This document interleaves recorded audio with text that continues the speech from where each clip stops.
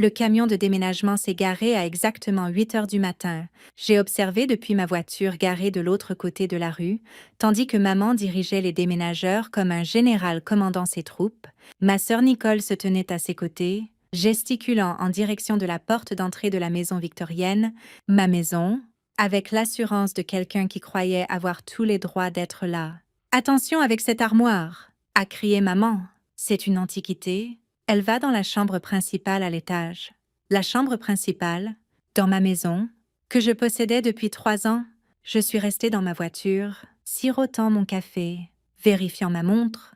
Le coursier du cabinet de mon avocate arriverait à midi avec l'acte de propriété mis à jour et un ensemble de documents très spécifiques. D'ici là, je les laisserai creuser leur trou plus profond. Mon téléphone a vibré. Un message de mon frère Ryan. « Tu vas vraiment les laisser emménager ?» J'ai répondu « Ils n'emménagent pas. Attends, et tu verras. » 3 points sont apparus, puis ont disparu. Ryan savait qu'il valait mieux ne pas discuter avec moi quand j'avais ce ton, même par message. La situation avait commencé 6 mois plus tôt. Lors d'un dîner du dimanche, maman avait fait son annonce avec la même assurance qu'elle montrait maintenant aux déménageurs. « J'ai décidé de vendre mon appartement », avait-elle dit en passant les pommes de terre en purée. « Le marché est terrible et j'en ai marre des frais de copropriété. Je déménage dans la maison familiale. » La maison familiale, c'est comme ça qu'elle appelait la victorienne sur Elm Street. La maison qui avait appartenu à ma grand-mère, puis, brièvement, à mes parents, avant que les problèmes financiers ne surviennent. « Quelle maison familiale ?» avais-je demandé prudemment. « Ne sois pas bête, Amber. La maison de grand-mère, celle sur Elm Street. Elle est restée vide trop longtemps. Nicole et moi en avons discuté et nous allons emménager ensemble, partager les dépenses. La garder dans la famille. Maman, avais-je dit lentement, cette maison n'est pas vide, et ce n'est pas une propriété familiale. Bien sûr que si. Ta grand-mère l'a laissée à la famille. Nous avons tous un droit dessus. Grand-mère est morte il y a 8 ans, et la maison a été saisie il y a 6 ans. Tu te souviens? Maman avait balayé l'air de la main d'un geste dédaigneux. C'était juste un problème administratif. Ton père et moi l'avons réglé. Vous n'avez rien réglé. La banque a pris la maison. Vous l'avez perdue. Nicole était intervenue, d'une voix tranchante. Même si c'est techniquement vrai, c'était toujours censé être une propriété familiale. Grand-mère voulait que nous l'ayons tous. Tu ne peux pas la réclamer pour toi seule. Je ne réclame rien. Je l'ai achetée, il y a 3 ans, à la banque. Elle est à moi. La table s'était tue, sauf pour le tintement des couverts. Puis maman avait ri, ce rire dédaigneux qu'elle faisait quand elle pensait que j'étais ridicule. Tu n'as pas acheté cette maison? Amber, tu avais 28 ans? Tu n'avais pas ce genre d'argent? Je venais de vendre ma société de développement d'applications pour 4 millions de dollars. J'avais exactement ce genre d'argent. Tes petites applications pour téléphone? Nicole avait ricané. S'il te plaît, même si tu as gagné un peu d'argent, tu ne l'aurais pas dépensé pour cette maison? Tu es trop pragmatique pour le sentimentalisme. Ce n'était pas du sentimentalisme, c'était un investissement. La maison était sous-évaluée, dans un bon quartier, avec un fort potentiel d'appréciation. Je l'ai achetée, rénovée et je la loue depuis 3 ans. Le visage de maman s'était tendu. La louer à des étrangers? C'est une maison familiale, c'est ma propriété. Et oui, à des étrangers qui paient 3 800 $ par mois et en prennent soin. Eh bien, tes locataires devront partir, avait déclaré maman. Nicole et moi emménageons le mois prochain. Nous avons déjà donné notre préavis. C'était il y a 6 mois. J'avais passé ce temps à essayer de raisonner avec elles. En leur montrant des documents expliquant le droit de la propriété, elles avaient ignoré tout. Dans leur esprit, la maison était une propriété familiale, et ma propriété n'était qu'une formalité technique qu'elles pouvaient contourner par le volume et la détermination. Et maintenant, nous y étions. Le jour du déménagement, j'ai regardé maman diriger les déménageurs portant des cartons étiquetés cuisine et salon. La voiture de Nicole était garée dans l'allée. Mon allée, débordant de vêtements suspendus et d'oreillers décoratifs. Mon téléphone a sonné. Marcus Chin, mon avocat. Le coursier est à 15 minutes. A-t-il dit « Est-ce qu'elles essaient vraiment d'emménager ?» Je les regarde décharger un camion de déménagement en ce moment. Jésus, hé, J'ai aussi arrangé pour que l'officier Patterson soit là, juste au cas où les choses s'échauffent, quand la réalité frappera. Bonne idée, Amber. Tu es sûre de ça? C'est ta famille? Elles essayent de voler ma maison. Marcus, j'en suis très sûre. J'ai raccroché et je suis sortie de ma voiture. Il était temps de faire une apparition. Maman m'a repérée immédiatement. Amber. Enfin, viens nous aider. Les déménageurs ne comprennent pas où les choses doivent aller. Je suis sûre qu'ils ne comprennent pas, ai-je dit calmement, puisque rien ne devrait aller nulle part. Ne commence pas, a dit Nicole en tirant une valise de son coffre. On en a déjà parlé. La maison appartient à la famille. Tu es égoïste là-dessus. La maison m'appartient. Légalement, officiellement, complètement. Une propriété familiale n'est pas une question de formalité légale, a dit maman en utilisant sa voix patiente, celle qui me faisait me sentir comme une enfant faisant un caprice. C'est une question de ce qui est juste. Ta grand-mère voulait que cette maison reste dans la famille. Ça veut dire nous tous? Grand-mère voulait beaucoup de choses. Elle voulait aussi que vous payiez son hypothèque, ce que vous n'avez pas fait, d'où la saisie. Le visage de maman a rougi. Nous avons traversé une période difficile financièrement. Je sais, c'est pour ça que j'ai acheté la maison, pour la préserver, comme ma propriété d'investissement. Un des déménageurs, un grand type avec un bloc-notes, s'est approché de nous. Mesdames, nous devons savoir où vous voulez ce mobilier. Le camion tourne au compteur ici. La chambre principale. Maman a commencé. Le mobilier reste dans le camion. Ai-je interrompu? Amber. La voix de Nicole est montée. Arrête d'être ridicule. Nous emménageons. Accepte-le. Vous n'emménagez pas? Vous ne pouvez pas emménager dans une maison que vous ne possédez pas, que vous ne louez pas, et à laquelle vous n'avez aucun droit légal d'occuper. Nous avons tous les droits. Maman a sorti son téléphone. J'appelle ton père. Il te remettra les idées en place. Papa vit en Arizona avec sa nouvelle femme. Il n'a pas eu d'opinion sur cette maison depuis 6 ans. Une voiture s'est garée. Pas encore le coursier, mais un SUV argenté que je ne reconnaissais pas. Une femme en tailleur est sortie, portant un portfolio en cuir. Margaret Hayes, a-t-elle appelé? Maman s'est tournée. Oui, je suis Sandra Liu de Prestige Realty. Je suis ici pour notre rendez-vous de midi, pour discuter de la mise en vente de votre propriété. J'ai failli rire. Maman avait vraiment appelé une agente immobilière. Oh oui! Maman s'est éclairée. Sandra. Parfait timing. C'est la propriété. Comme vous pouvez le voir, elle a besoin de mises à jour, mais les bases sont bonnes. Nous pensons la mettre en vente autour de 850 000 $. Sandra a regardé la maison, puis ses papiers, puis maman. Madame Hayes, je suis confuse. Quand nous avons parlé, vous avez dit que vous possédiez cette propriété et vouliez la mettre en vente. C'est le cas. Eh bien, ma famille la possède. C'est compliqué, mais nous sommes prêts à vendre. Qui détient l'acte de propriété? Eh bien, techniquement, il pourrait être au nom de ma fille, mais ce n'est qu'une formalité. C'est une propriété familiale. L'expression de Sandra est passée à une préoccupation professionnelle. Madame Hayes, je ne peux pas mettre en vente une propriété, à moins que le titulaire de l'acte ne l'autorise.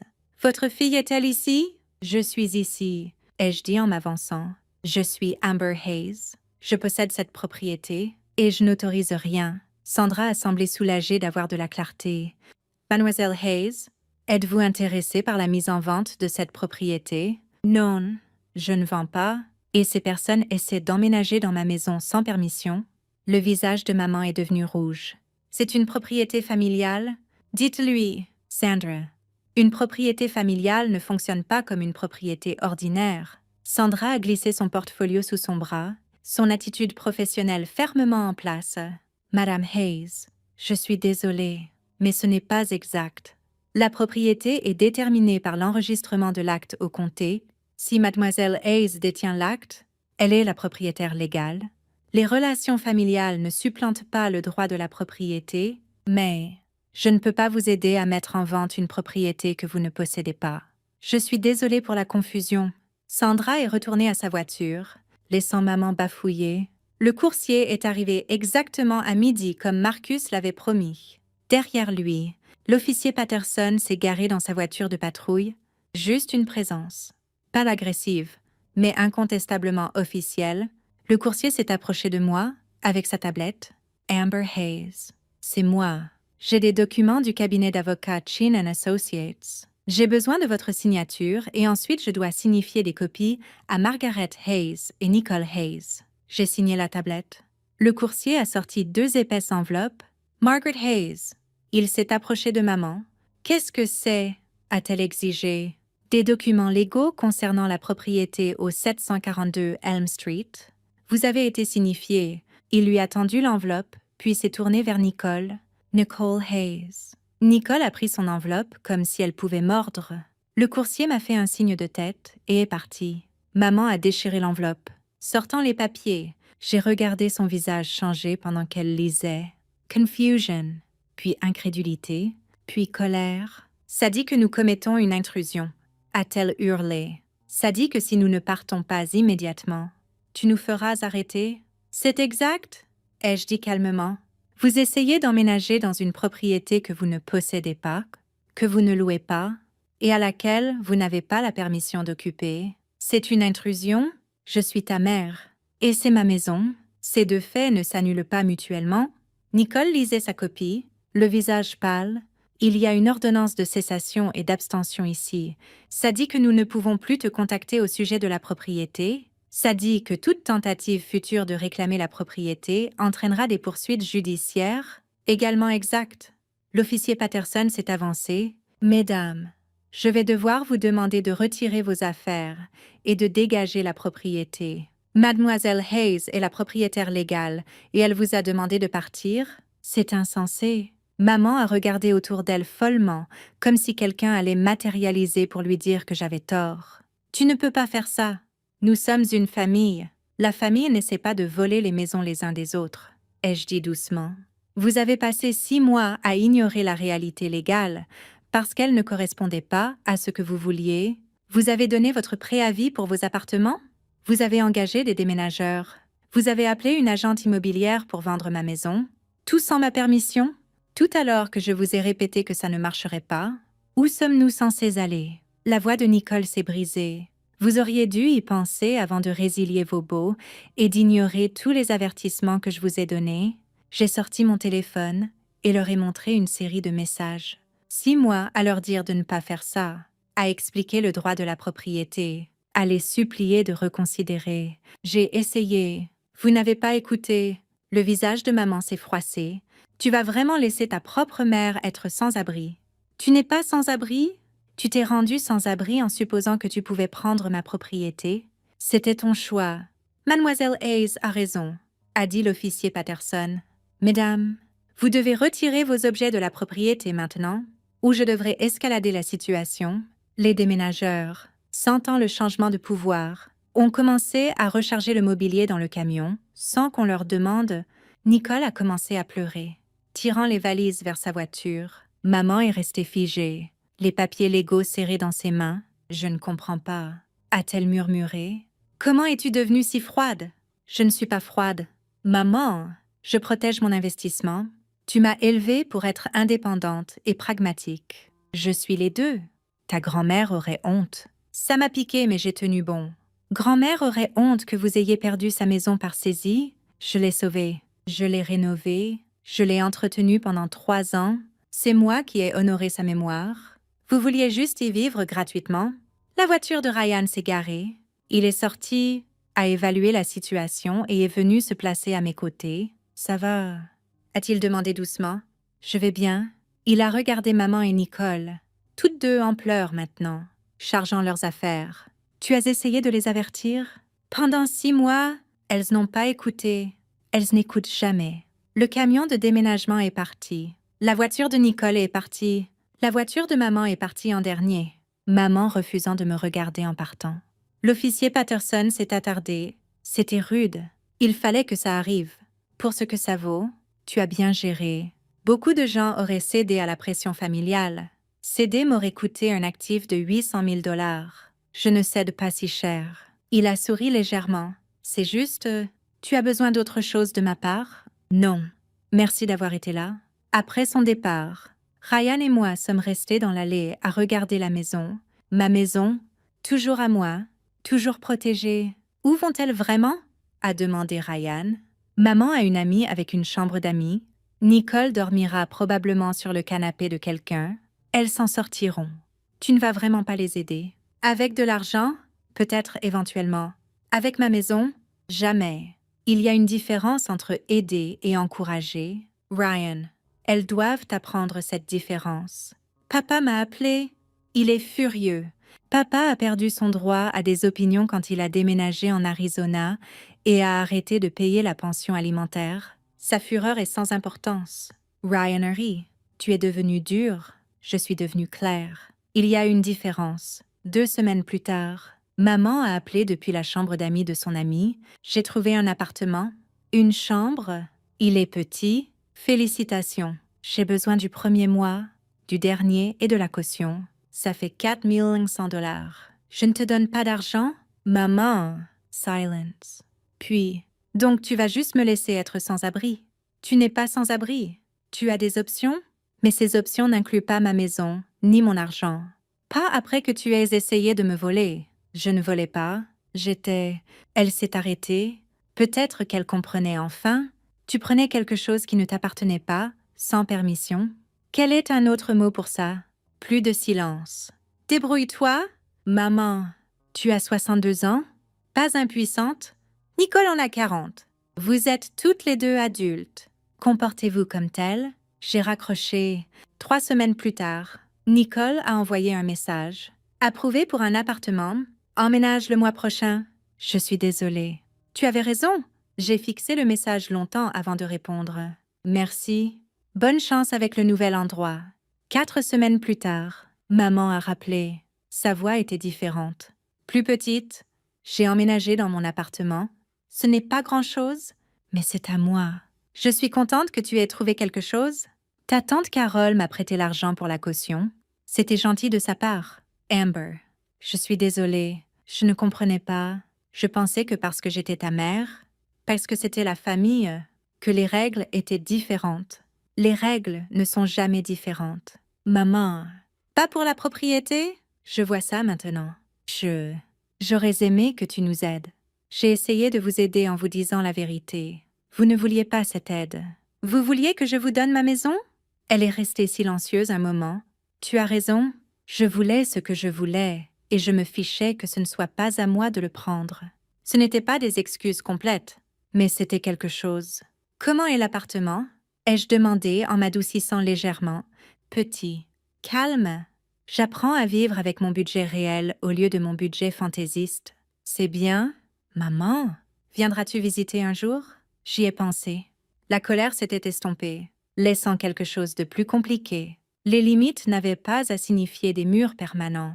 Peut-être, après un peu plus de temps, je comprends. Elle a fait une pause. Je suis fière de toi. Tu sais, pour ce que tu as construit, pour m'avoir tenu tête. Je ne le voyais pas avant, mais je le vois maintenant. Ma gorge s'est serrée de manière inattendue. Merci, maman. Après avoir raccroché, je suis allée en voiture à Elm Street et j'ai marché dans ma maison. Le bail du locataire se terminait le mois suivant et j'avais des décisions à prendre sur la propriété. Je pouvais la vendre, prendre le profit et investir ailleurs. Je pouvais la louer à nouveau ou je pouvais la garder vide, un symbole de la limite que j'avais imposée. À la fin, je l'ai mise en location. Une famille avec 2 enfants a signé un bail d'1 an à 4 000 $ par mois. Ils adoraient les planchers en bois franc et le grand jardin arrière. Ils m'ont envoyé une photo de leurs enfants jouant dans la cour avant, heureux et installés. C'est à ça que la maison était destinée. Pas un champ de bataille, pas un symbole, juste une maison pour des gens qui paieraient pour elle, en prendraient soin et l'apprécieraient. Mon téléphone a vibré. Ryan, fier de toi? Sis, tu as bien géré. J'ai souri et répondu. Merci. C'était la chose la plus dure que j'ai jamais faite. Mais nécessaire? A-t-il écrit? Ouais. Ai-je tapé? Nécessaire. La maison sur Elm Street se dressait solide et belle, correctement entretenue, légalement protégée et enfin, servant son but sans drame. Pas une propriété familiale, juste la mienne. Et c'était exactement comme ça que ça devait être.